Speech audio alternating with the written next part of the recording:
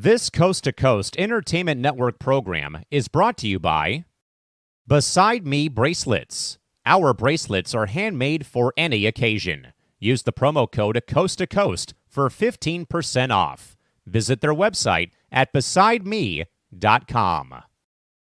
Suzanne's Paparazzi Jewelry. With 24-hour shopping available, use the code 160920 and show her some love, like she showed us. Reaper Apparel Company, a commitment to live your most authentic way every single day. Visit reaperapparelco.com for more information and a look at all of their apparel offerings.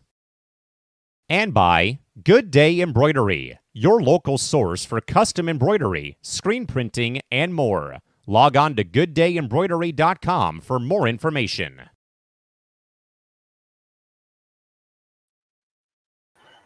Hello, everybody, and welcome to a new episode of On Deck with me, Chris. I'll be James Gonzalez. You be Chris B. Bacon. How are you today, Chris? I'm doing good. Baseball season's wrapping up. It's, that time of year, and hopefully everybody's teams is making the playoff push and making that playoff appearance. So it should be fun. What's the playoffs? Playoff? Oh, I don't know what that is, man. It's the 9th straight year the Angels will have a losing season, by the way. Oh, God. A reminder and I got this the other day, but to watch all the shows from Coast to Coast Network. I'm going to use this for morning tailgate, trust me. I'm going to use this. So watch all the shows on Coast to Coast Entertainment Network. I would put it all down, but there's so many shows. Are you copying a football morning show? I would love to. So you got a seal here and a seal here, and you run it up the alley. Oh yeah, we're gonna break down stuff probably on break down a little bit how the Carolina Panthers aren't winning a game this year. You never know with what they have now. You never know. That's what I'm fearful of. They play the Raiders with Andy Dalton, a new quarterback. Ugh. Anyway, Chris, we have some breaking news in the MLB world, and it happened tonight, of course. The scene was Miami, Florida. Why Miami? I don't know. But Shohei Ohtani was looking to get his 50th home run and 50th stolen base on the same evening on Thursday night, and he got it. He got it. And his 51st stolen base as well. Good. He also went 6 for 6. 6 hits. The records he set Thursday, 50-50 first season. So first time a player has ever had 50 home runs and 50 stolen bases. It was a feat when Willie Mays and Jose Canseco did, 30 and 30. Shohei also with 10 RBIs by a leadoff hitter. That's the first time that ever happened in a game for a leadoff hitter. 10 RBIs. A Dodger franchise record, a 51 home run single season record. That's Brooklyn or LA, all of these. A single record of 10 RBI in one game. And then 6 hits, tied a single game record with Sean Green back in 2002 in Milwaukee. And Sean Green in that game, by the way, in Milwaukee, hit 4 home runs. So I always remember that game. I think listening to it probably at school or something. But to beat that record, to beat that day was amazing. But, man, to have it happen in Florida and Miami where people don't even care about baseball, that sucks. And you'll see the home run later. You'll see the mad scramble, the dog pile for it in the Clevelander in left field. You'll see all of that in our reels coming up. But, some breaking news, though. Shohei Ohtani gets his 50th home run, 50 and 51st stolen bases as well. It might have been the single greatest game performance in MLB history. Might have been. We'll see. So it was amazing today to hear about that, to see about that. Of course, he's only being a hitter this year, designated hitter, not pitching until next season. By the way, the most stolen bases in a 50 home run season had been Willie Mays, 24 in 1955, and A-Rod back in 2007. You didn't think he could scoot like that in 2007, but he actually did for the Yankees that year. No one that large, 6'4", 210, has ever had more than 42 stolen bases. Shohei had 51 today. By the way, in the game, the Dodgers defeated the Marlins 20-4. I mean, that felt like a video game type of game. I can do that in a video game. Yeah, and have somebody go 6 for 6. All of that. That's literally when you play. What was it? Not my player or Road to the Show, and you create your player. Sometimes you do that. You have all these milestones, but you don't think it's a human thing. That's what's crazy about it. Chris, so what do you think about this feat? Did you think it would ever happen? No. I mean, knowing that it's Shohei, maybe, but with a stat like that, maybe from not from another player, I don't. Yeah. Oh, we have Greg here. So, Greg, you hear about the Ohtani accomplishments today, and what did you think about it? Oh, man, I thought it was great. 50-50 home run. I hope that his interpreter put some money down on that one. Anyway, but yeah, that's quite the accomplishment considering that he's known as a doubles and home run guy. So that's quite the feat. Back in the day, it was quite the feat for someone like Jose Canseco with his size and power to get 40 stolen bases and 40 home runs. So 40-40, really, yeah. And to step it up to 50-50, that's quite the accomplishment because I knew that he was capable of stealing bases, but I never really thought of him as like a stolen base kind of guy. But yeah, that's really consistent numbers this year. And just unfortunate he did it with the Dodgers and not the Angels. And right away, he does it with the Dodgers. Unbelievably. All right, let's get to our team reports. That was the breaking news. Let's get rid of that. Chris, how's your Texas Rangers doing filling out the season? I saw DeGrom came back. Is that true? And Rocker was called up, the prospect. Yeah, I mean, both pitchers have been, playing off and on with the Rangers this last, few weeks or month or so. Hopefully, at last I checked, we were kind of in the mix. I'm looking right now, but I don't think we're gonna make the playoffs if I'm looking at it. But crazier things have happened. I know a couple teams I think have clinched already. Right now we're about 7 out of the wild card, but 9.5 of the playoff or division. Yeah, I'll just say no on that. So, I mean, there's a chance. Yeah. Oh, I agree. I don't think so either. But crazier things have happened. Yeah. So how did Kumar Rocker do? I forgot to see his debut. I know he was always in trade talks, but the Rangers kept him through all of that.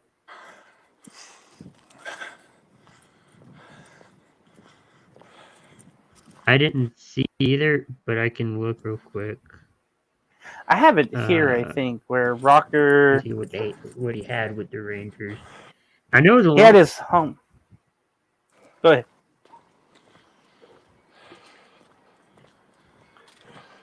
So I have it here. He's only one. He has a 2.57. He has a 2.57 ERA, 12 strikeouts, and his WHIP is 1.57. Yeah, I noticed he has a walk issue only after his couple of starts. He was in Seattle last week, and then he had the Thursday or the home debut today. He had a loss against the Blue Jays today. A number 2 prospect. Again, it took him a while for him to get up here, and but it's good to see him. I always wondered about him if he would get traded or not. And it looks like you guys can spoil Seattle's chances this weekend. That's always fun to do, right, Chris? Good.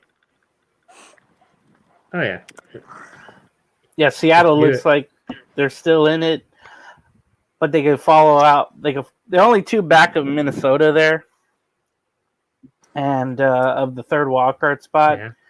is Seattle. But you could definitely make an impact there.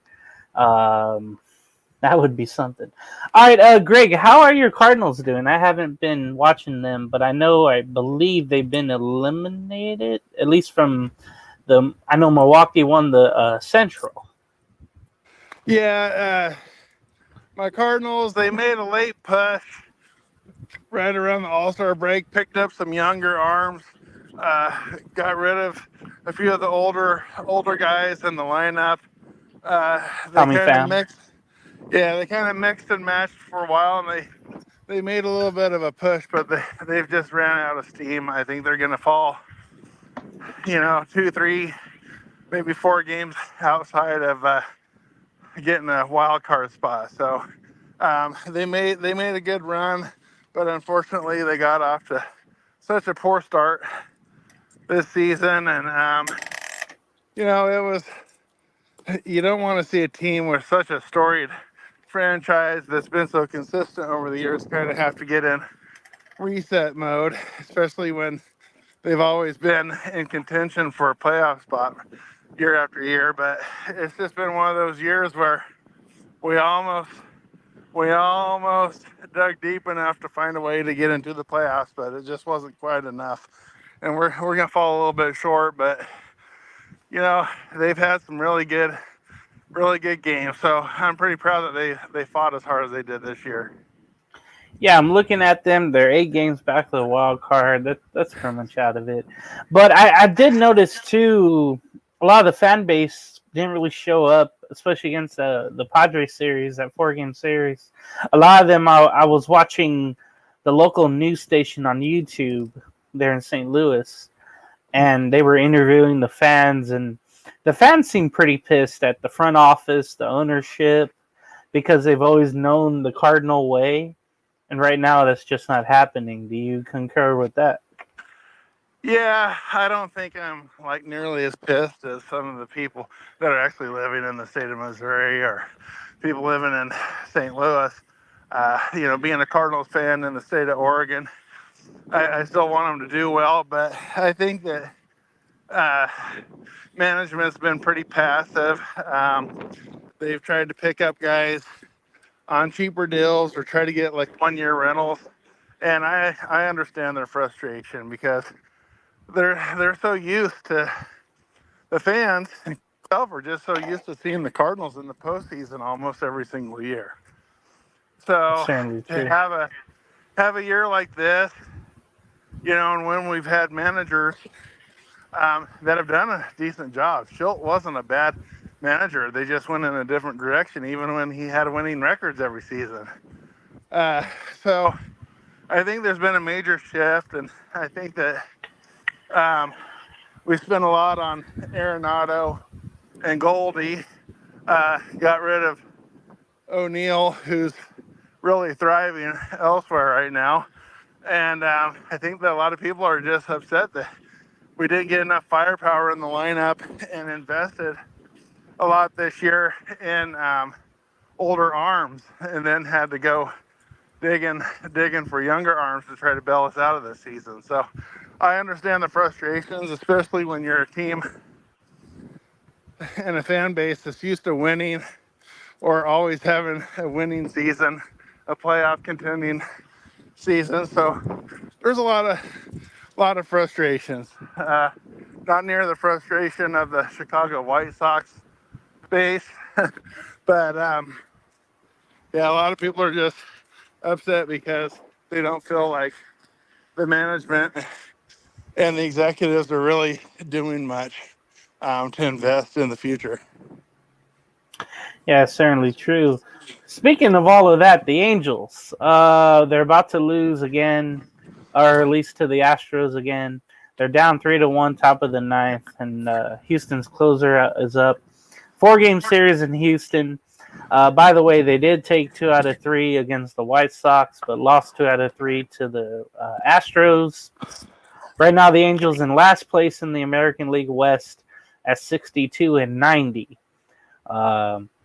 The most they've ever lost in one season is 95, and they're on their way to at least 97. That's just the way it is right now. It's been a real awful year. Injuries have really taken a toll with the Angels. Not saying that they were going to compete or anything for a wild card, but it's been a toll. The Fireball closer Ben Joyce has been out or was out for the season. Joe Adele, who made strides this year, is out. Who else? Rengifo's already out. But Mike Trout's been out, since the first half, of course, pretty much June or May. It's just been really bad. It's just a bunch of young players, playing. And, the Angels lost 3-1 just now. So, what was it? 62-90, the record, I believe. Yeah. Again, last place, 20 games out, first place, 17.5 out of the wild card. I think the manager will stay there on Washington, and the GM got, of course, extended, Paramazian. So he'll be there. They'll be there for another year. But it's just a lot of bad things going on. Pretty much fielding a single-A, double-A team out there, it seems like, with the Angels this year. So let's get to the standings. Some things have happened.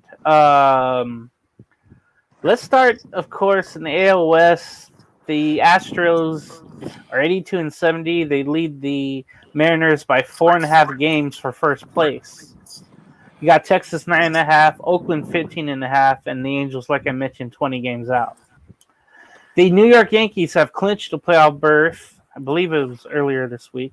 They're 89-64. They are 4 games above Baltimore for second place. Boston 13 out in third place. Tampa Bay 14 out. And then Toronto in last place at 16 games out. Cleveland clinched the playoff berth. Really happy for them. They're 89-65. They are 6.5 ahead of Kansas City for second place.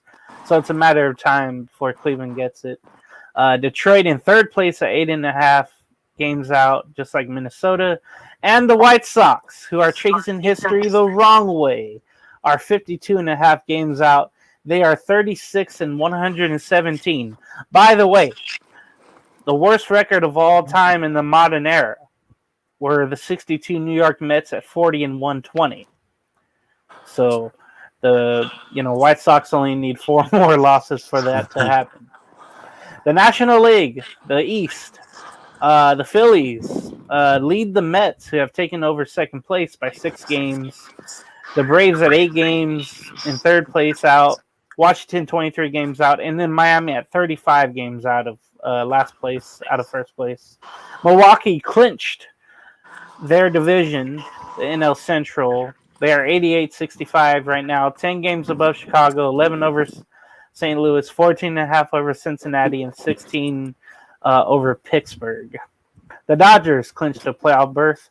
They're 91-62. They have the best record, I want to say. Or no, Philly technically does have the tiebreaker, 91-62. They lead the Padres by 4 games. In second place, Arizona 6 games. San Francisco 17, and then 32 games last place for Colorado. That wild card for both teams here. You have Baltimore in first place of the wild card, 5 games ahead of Kansas City, and Kansas City's 2 games ahead of Detroit and Minnesota. Detroit and Minnesota are tied for that third spot, and we'll bring up Minnesota in a little bit. Seattle 2 games behind Minnesota for that third spot. Boston 4, Tampa 5. In the National League, you got San Diego leading that first wild card spot by 2 games over Arizona and the New York Mets. Atlanta's 2 games out of that third wild card spot, so that's going to be a close race. Like anything can happen, and I mean anything can happen. And by the way, Chris, I will not be on Entertainment Hour. I had an invite to the Padre game tomorrow against the White Sox. So I will be checking that out. Boots on the ground to see how the Padres and the White Sox do. So let's parlay that into tomorrow and to check out the series that really, really matter. You got the Orioles and Tigers, and that'll be on Apple TV. I mean, that's going to be a tremendous 3-game series. Corbin Burns will be going for Baltimore.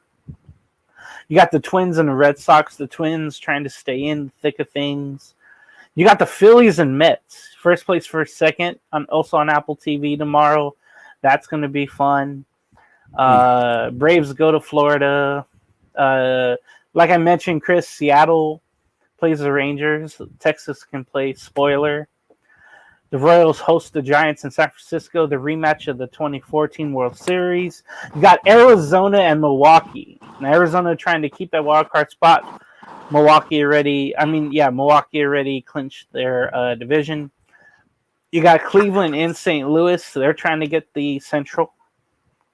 And, of course, you got the White Sox and Padres. Again, White Sox chasing the worst record of history, and the Padres trying to clinch a playoff berth pretty soon.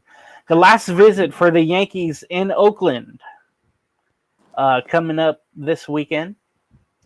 And the Rockies and the Dodgers in LA. So, Greg, what series intrigues you the most for this weekend? I'm going to say the one with the Tigers and who was it? The Orioles? Yeah, because that one's going for, Orioles already have the first wildcard spot, but Detroit has made this amazing jump. Okay, Chris, do you have that picture? Can you put that up? That Detroit picture, what their record was and what it is now. Greg, you can continue. I think it's going to be Baltimore and Detroit because Baltimore is still in a good position to get at least some good playoff position. Detroit's had a decent season. They're definitely putting some pieces together, but I think that Baltimore has a lot to play for, and I think that the Tigers have a good chance to kind of put a little heat on the Baltimore Orioles in regards to maybe pushing them back a little bit. They might lose home field or something if they drop a couple of these games. So I think it's going to be a highly contentious battle, and I think that the Orioles have a lot to play for, and the Tigers can play not necessarily spoiler, but can really put Baltimore in a bad position and force them to have to play on the road in playoff season. Bingo. Just looking at this stat right here, and I found it yesterday. The Tigers were 55 and 63 at the end of play of August 10th. Think about that, a whole month plus. They're now 80 and 73, and they're tied for the second spot of the wild card now, officially. Just unbelievable what the Tigers have done. Keep this on, Chris. We'll go one by one. But Chris, what series intrigues you this weekend?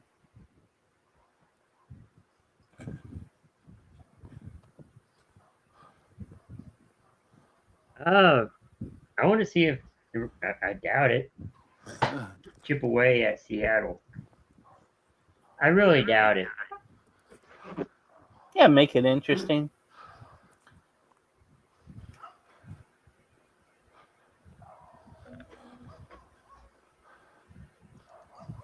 Oh, okay. If we go to the next slide,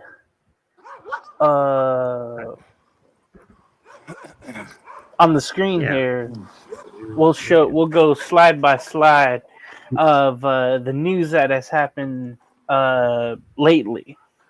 Again, I mentioned the Tigers here. They've been just Here's amazing one since about August 10th. Milwaukee. Yeah, Milwaukee, the Brewers, they won the Central, I believe, last night. Bob Uecker was in the locker room, and they had a little speech for him, Pat Murphy. Just a bit outside. Yeah, and I think he mentioned when he was getting the champagne thrown on him that he peed himself. He said out loud.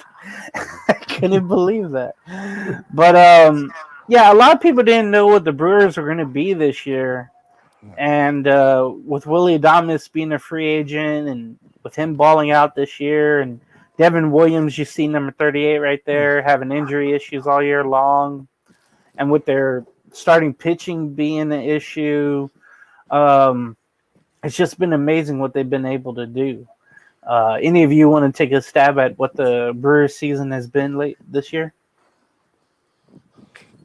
Up and down. Just normal.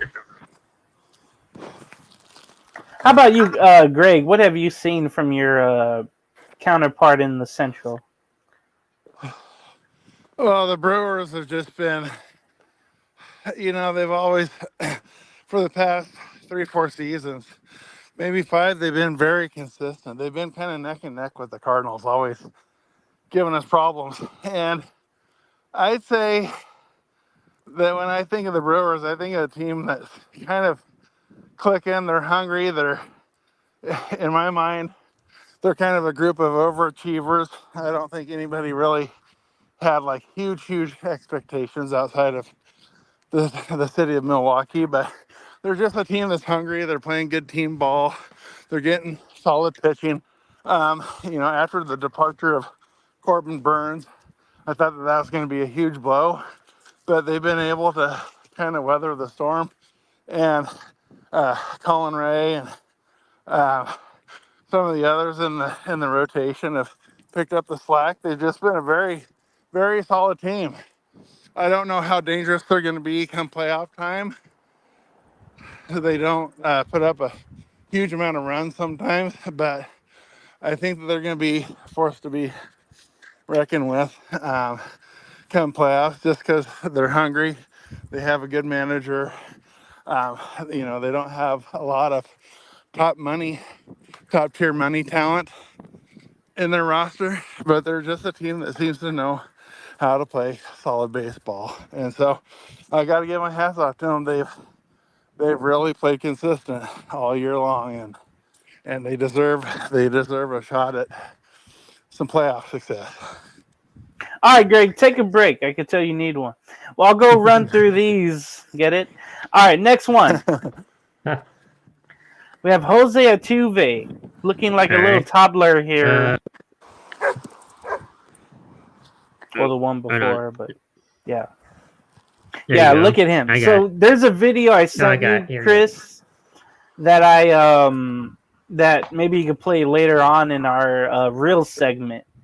But I just sent you that. There's maybe we'll have this as a teaser going to the video.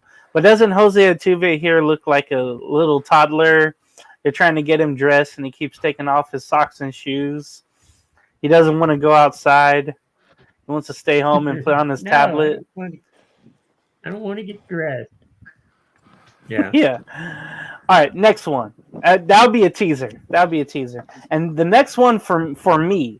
So we had someone, I think it was Creepy Dog, or they're on X. I don't know who they are, but they said if Disneyland is the happiest place on earth, where do you think the saddest place on earth is? And it's right down the street, as Candle on X said. And you know where that is, guys? That's Angel Stadium. Right there. I thought you were going to say Oakland Coliseum, but... No, because they have a better record. But, yeah. They're moving. Yeah, that's true. I wish the Angels would leave. But look at this, though. This is what I agree with. I'm like, yeah, every time I go there, it's always sad now. It's not good. All right, the next one. So this news came out last week, and if I was on, I would have talked about it. So the Minnesota Twins released catcher Derek Bender. He was their 6th-round pick this season. He was tipping minor league opponents off the pitches that were coming during at-bats of a game with playoff implications, and it was happening throughout the season, I was told. It's like, I want to go home. I don't want to be here. I just want to get my money. You have to play a certain amount of games a season, and then you're good. And that's what happened here with Derek Bender. It reminds me of a couple of things. South Park, where they kept having to play after they win in the Little League competition. Oh, yeah. We won again, damn it. Yeah, they No, you didn't want lose. to play. Forfeit. They didn't want to play. This is exactly what this reminded me of. And then the scene in Space Jam where Michael Jordan's playing baseball, and the catcher is literally telling him what pitch is coming. Don't swing. Fastball, swing, changeup, don't swing, and Jordan swings anyway. He it's part of baseball, but yes, this actually happened in real life. I couldn't believe it when I heard this story. Greg, what do you think about this? Well, I think that this kind of story on any level just kind of takes away from the integrity of the game. The game has already been getting a bad rap for the past 10, 15 years with steroid allegations, gambling on games, a lot of changing of the rules, different things like that. So I just think that this is just another thing that kind of puts a stain on the image of baseball and kind of turns people off when you have these kind of things going on. Baseball is a game that has a lot of principles and ethics and kind of unwritten rules to follow by, and this is a huge no-no. And so, I don't know necessarily if this guy had next level talent, but it's going to be awfully hard now for him to break into another system and try to work his way up after having this kind of stain on his record. Oh yeah, no way. I'm not. No way. How about you, Chris? What did you think about this when you saw this? Man, it sounds crazy. I know it's getting a bad rap, baseball in general, but hopefully, things get better for the league and, just the sport in general. Yeah, we start the season off with Ohtani and his interpreter and the gambling scandal. Now you have this. It's just crazy. All right, next slide is crazy. And it's Luis Arraez. He has one of the best averages in baseball. And you see here, since the All-Star break, he's only struck out twice. 472, and that number is climbing, of players have struck out twice in a game in that time. It's just amazing to think. And that's since the All-Star break. This dude has a real short swing. He's so good at what he does. Can't wait to watch him tomorrow. Just a steady hitter. He's just amazing. Next one. All right. And if you like annoying voices, you'll like this guy. John Sterling coming out of retirement to call the Yankee postseason games after he quit all of a sudden in the month, I think, of April. He just had enough of traveling. And all of a sudden, he wants to come back and just do the postseason games. You would have to be a Yankee fan to feel the pride, I guess, that he has. Or that I'm not. We aren't. But there are some good broadcasters out there. He has that call, all the time you hear on MLB Network or wherever. It is high as far it is gone. An A-bomb from A-Rod. Or what was his Judge one? I can't remember. But you'll hear it in the postseason. Next. Now, I didn't go to the game, but when Shohei Ohtani, speaking of tonight, came back to Anaheim, this is one of the funny little notes that they had.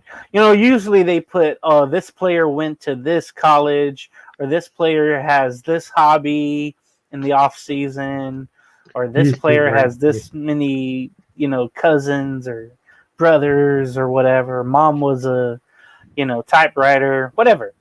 But the Angels decided to put Shohei Ohtani and put "used to work here." Ugh.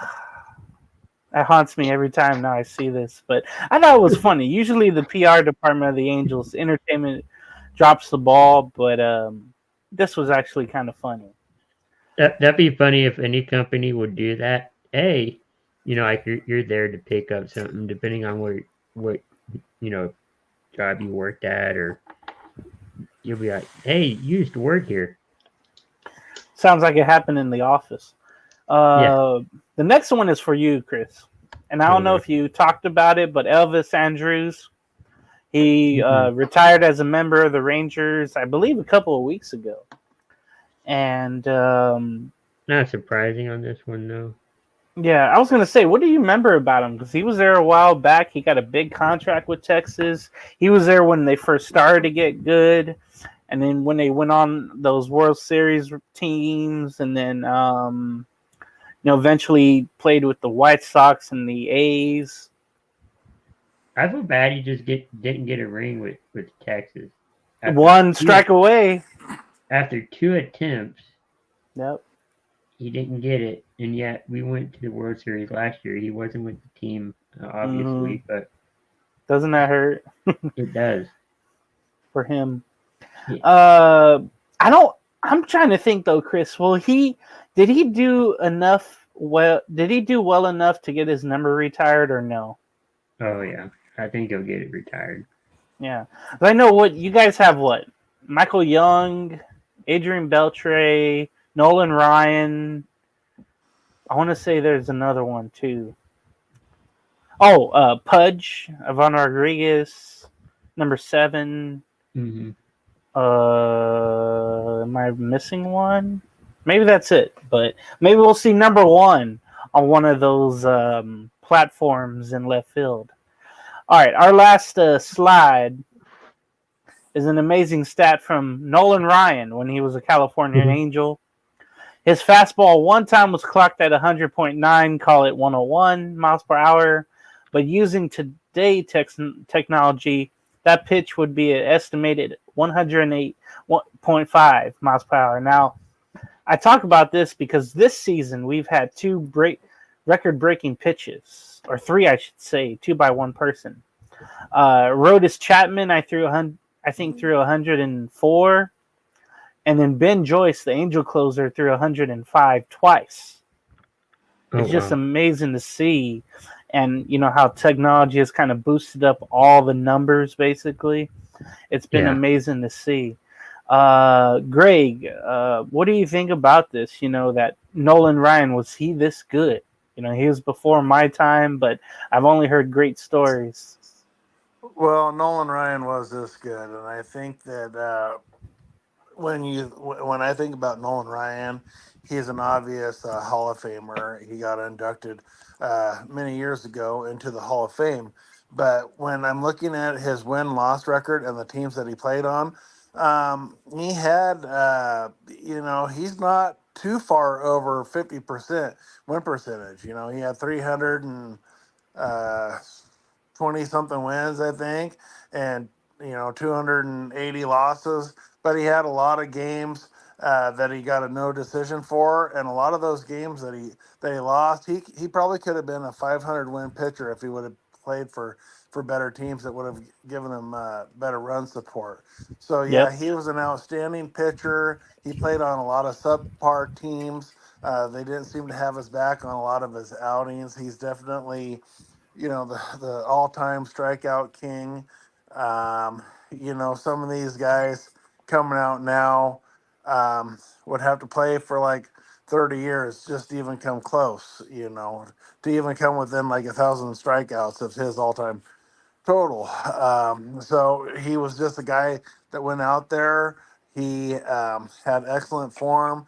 He took good care of his arm, hardly missed any time. He wasn't the kind of pitcher that had to have Tommy John surgery or anything like that. He had great mechanics. He was able to always be out there 20 to 30 starts every season, always gave you, usually always went at least 7 innings, had a lot of complete games. So yeah, he was that good. And I think the thing that people don't understand about Nolan Ryan is with his 7 no hitters, most hitters knew what to expect from Nolan Ryan. He was going to throw you fastball, fastball, fastball. He might have had, he had a decent curveball, but it was mostly fastballs. Fastballs in, fastballs away, fastballs right down the middle.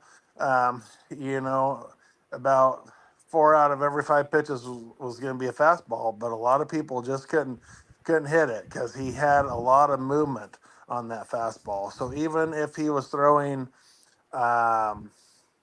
98, 99 miles an hour, the pitch, it might as well have been about 110 because people weren't picking it up. They weren't able to pick up the spin. There was so much movement. It was just blowing by guys. So, yeah, Nolan Ryan was in a league of his own. Unfortunately, he played during an era where he got moved around to a lot of subpar teams, and so his record doesn't look near as good as he was. Yeah, I'm trying to see. He was with the 1969 Mets who won the championship. He was considered a reliever at that young time, and then he became a starter with the Angels all those years. Other from 1979 did not make the playoffs. Went to the Astros and had playoff success right away, and then ended up with the Rangers, and they didn't, make the playoffs with him. Chris, you have those reels ready? Yeah, I have the first one ready. All right. Let me get it up on the screen first. Maybe I'll try to explain. It's the YouTube video. There was a bunch of them. Okay, so this one. Okay, I watched the Greg Maddux documentary on MLB Network. That was like 2 Sundays ago, I want to say. And I'm forgetting the name of it, but it was basically on Greg Maddux and on his just smart style of pitching that will probably never be duplicated. But this was a cool thing you see, and now we know how things are now because of him. Go ahead, Blake. It was just trying to understand how hitters see the ball, and then what can I do with the ball to try to trick them. If I'm going to throw a changeup, I know it's not worth it unless I've thrown a low fastball for a strike. I have no way to trick the hitter. Yeah. Kind of like, you can't go fishing without bait. You got to bait the hook. I think they have a fairly complicated set of signs that they go through. I never told this to anybody, but he called his own pitches. I think it's pretty amazing how he did it. So how he caught the ball from Eddie determined what the next pitch was going to be. When he threw that pitch, he go fastball away, fastball inside. Tap his leg with his glove.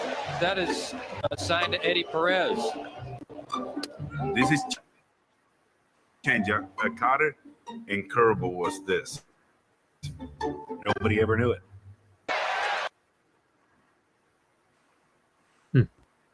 It's amazing to me now, Chris and Greg, that we have PitchCom because, of all the paranoia of people, stealing signs. And Maddux had this back in the day. Nobody knew what the hell he was doing. And I do remember the tapping a glove on the side of the leg. Being young, though, I didn't know what the hell he was doing. But knowing that was a sign, and that was the pitch coming in, that two-seamer in there, that was amazing to mention. Anybody got anything to say about that? Yeah. No, that is cool. And like you said, that we have technology now where, you don't have to have the signs of, you tap your nose, you tap, your elbow, your shoulder, whatever. Imagine how simple that is compared to what we have now, where we have delays of PitchCom, you know, the catcher and pitcher have to come together and say, "Oh, I can't hear I can't hear you. I can't hear you." And you're like, Things are so much easier back then. It felt like. yeah. Oh God. Well, talk about a pitcher that could just absolutely paint the corners. You know, I loved Greg him. Maddux was just a guy that had absolute control 24/7 when he was on the mound. He knew exactly where to put the ball. He would put it if he wanted it on the outside corner, that's where it'd be. If he wanted it on the inside, he hardly ever left anything really out hanging over No. the plate. He painted the corners. He had pinpoint control. He was one of those guys that had an outstanding career, but he never had an outstanding fastball. I think the fastest I ever seen him throw was about 91, 92 miles an hour. So, you know, that's cranking it up for him. He was a guy that always lived in the high, you know, mid to high 80s range, but he never had to try to blow the ball by anybody because he had such excellent control. He had an excellent curveball and slider.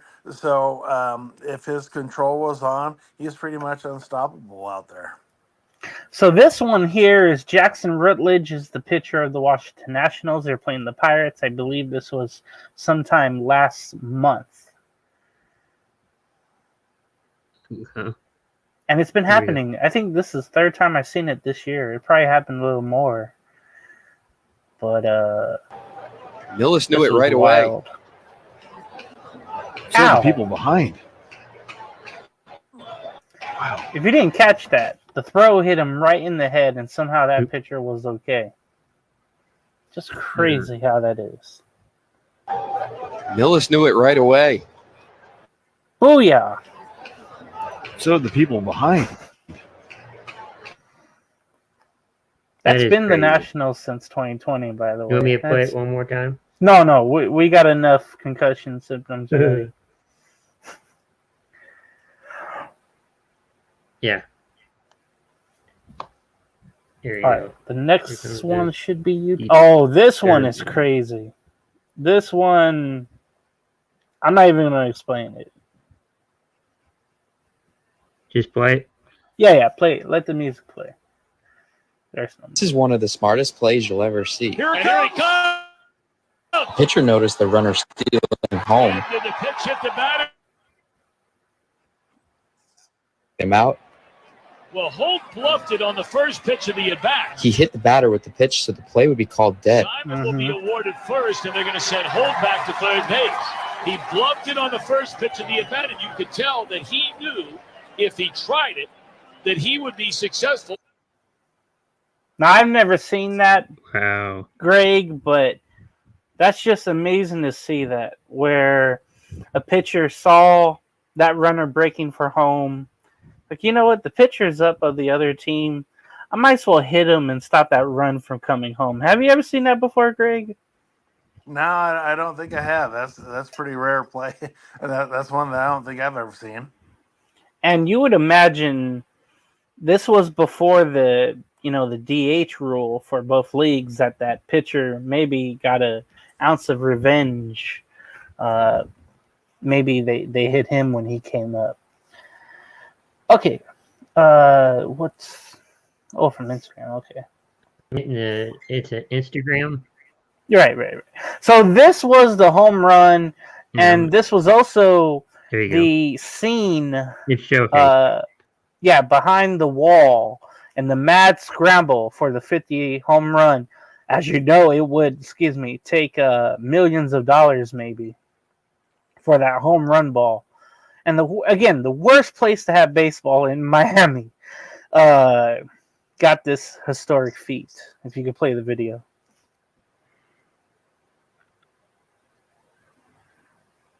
Here's the record-breaking home run. Well, I guess it was record-breaking. Sure it was. Sends one in the air. The Opposite way, too. Back it goes. Gone! Right in there. One-of-a-kind player. One-of-a-kind season. Shohei Ohtani starts the 50-50 club.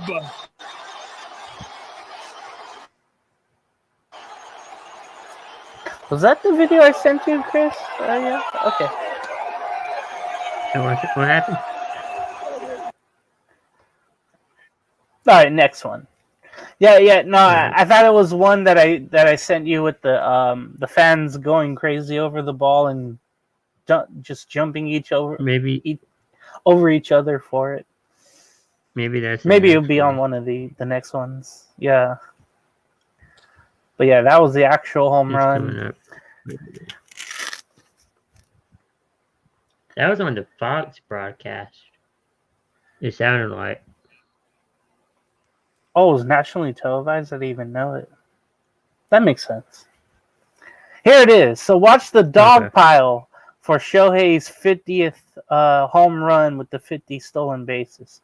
I mean, that's some good money coming up for anyone. So the ball's coming, left field. The people in this Clevelander kind of suite get one and somebody gets lucky. Let's just say. Here we go. Yay. So it bounces and then boom! Somebody get that. Look at that. The guy head over heels, chairs going. It's a WWE show. Mad scramble. Fumble on the play. Who gets the ball? He got it. Imagine being that guy right now. Oh yeah, they probably got some bruises. Oh yeah. Oh, right there. I didn't even notice she had a guy on FaceTime. Good call. Yeah. Man. No pun intended. Good call. Would you imagine the conversation of like, hey, how much do you want for that ball? Or I'm not selling it to you. You know. Or if I do, I want this, I want that, I want that, I want that. The Mad Scramble, they're something from the old XFL. Oh, yeah. Kickoff. Yeah. They did the race to the ball. Yeah. Greg, do you remember the home run chase in '98, and remember the Mark McGwire home run? Now it wasn't caught by anyone, but do you remember like the scramble for any of his home runs back in the day when he was going on that record chasing home run streak or season? Yeah, that season was so back and forth for a while with Sammy Sosa and Mark McGwire kind of battling it out, and then McGwire was starting to put some distance, between themselves on that. But it just seemed like for quite some time, when McGwire was approaching 60, 55, 60, there was just like a lot of people. There was like sellouts left and right. At these ballparks, people were just trying to get a glimpse, being able to catch that ball. And when he hit 60, it was just a madhouse trying to catch number 61. And then, of course, everybody was showing up and tuning in to see number 62. So, yeah, it was just instant chaos. That was a pretty profitable season for Major League Baseball in general, because you had Sammy Sosa and Mark McGwire both chasing history, and just a lot of home runs overall, not just McGwire and Sosa, but a lot of balls were leaving the park that year. And it just seemed like every game when McGwire was coming up to plate, cameras were going off, just like a few years later when they were following Bonds around everywhere, when he was in his chase. So, yeah, it was a pretty wild scene watching everybody get excited trying to get that 60-second home run hit by McGwire. All right, Chris, next one. Yeah, this is the final one, but I think it's one you recently just sent me. Good. This one happened, I think, Wednesday. No, damn it, Tuesday night. I was watching this and I couldn't believe it. So Jose Altuve's at the plate, and he swore he hit the ball off of his foot. Instead, it's a live ball. And he didn't run down the line because of his bruise on his foot, and the play is made. and then chaos ensues. Go ahead. Sure. I'm just kidding. All right. Here we go. That hits Altuve's foot. They're going to say fair ball. Brennan Miller's going to say that ball didn't hit Altuve, and that's going to be the final out of the inning. Brennan Miller is not ingratiating himself. And the Astros didn't have a challenge, by the way. Or manager. It's the top of the ninth. They already used their challenge. Uh-oh. You got to ask. Taking the mound here for the bottom half of the ninth inning. Altuve showing where it hit his foot. And now he's ejected. Oh, man, that's amazing. And I hope in this video we see the replay, because it actually did hit his foot. And again, the umpire can't see it. Third baseman's like, scratching whatever. He's not paying attention. They ask for help, but it's too late because he's already been thrown out. It was just an amazing occurrence, definitely, in that Tuesday game. It's funny how you could be so calm, though, and then get ejected. Well, I guess it was the action of taking an equipment piece off. But usually it's like rage. I remember Torrey Hunter one time with the Twins, I think it was last season. He got ejected for arguing balls and strikes. And he took off his hat, he took off his jersey, he took off his undershirt, and he threw everything. He threw his batting gloves, he threw his wristband. It looked like he was at the doctor, and it was like, "Hey doc, look, it hit me. It hit me right here, or wherever it was." That's what it looked like. Yeah, it was just amazing. Greg, have you seen anything like this before?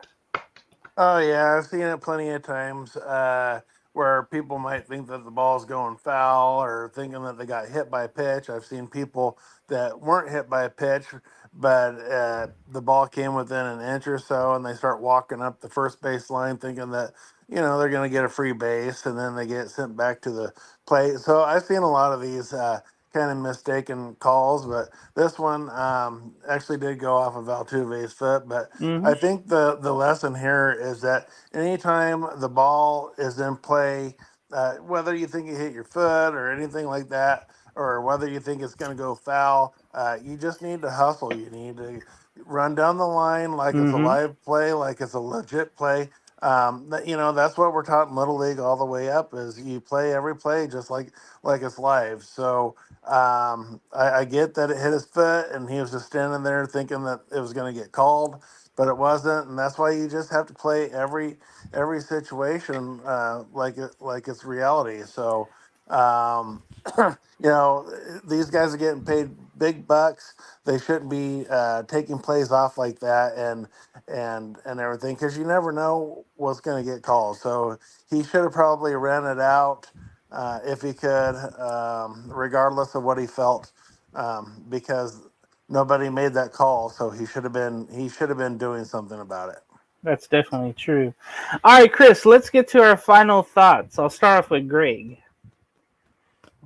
Well, this is going to be a weird offseason because, or not offseason, but this is going to be a weird postseason because I think that for the first time in many, many years, the Atlanta Braves have a chance of not making the playoffs after winning the World Series and being in the playoffs year in, year out. They've kind of almost played themselves out of contention this year. We've had a few surprise teams. We've seen a lot of improvement from a lot of teams, kind of bridging the gap from where they were in years past. So I think we're in for a lot of exciting baseball, and I'm excited to see it. My pick before the season started was the Orioles and Phillies. I don't know if that's necessarily my pick right now for the World Series. That would be nice. I definitely think that we're in for a treat. We're going to see some outstanding pitching, but we're also going to see some guys that have been consistent at the plate still thrive in the postseason. So I'm looking forward to it, and I'm looking forward to seeing maybe a couple new teams make the playoffs. So it's kind of nice getting some new blood in the mix, and maybe some of the older teams that have been there all the time, kind of having to take a back seat this season. That would have been nice if the Yankees did that, but they didn't. Chris, what is your final thoughts? Yeah, thanks everyone for watching and tuning in. I'll be back with Dragon Viper tomorrow for Entertainment Hour. Enjoy the baseball tomorrow. And I definitely will. And we'll see you guys next week for On Deck. Hopefully someone, some player, takes off another sock or something. That'd be cool. Like a white sock literally takes off his white sock.